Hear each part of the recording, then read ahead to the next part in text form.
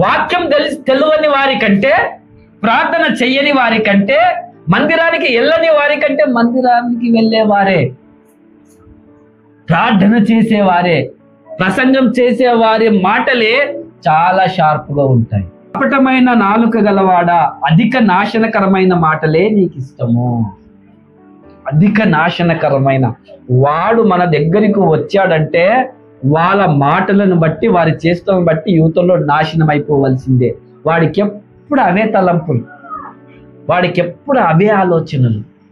మళ్ళీ చర్చిలో మాత్రం చాలా మంచిగా ప్రార్థన చేస్తాడు, చాలా గొప్ప ప్రసంగం చేస్తాడు, చాలా మంచిగా పాటలు పాడతాడు. అంటే కావున దేవుడు సదాకాలం నిన్ను అనగగొట్లు, నిన్ను పట్టుకొని ఆయన నీ గుడారంలో నిన్ను పెళ్లగించును.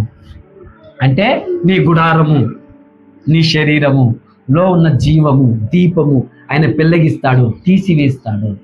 ఆయన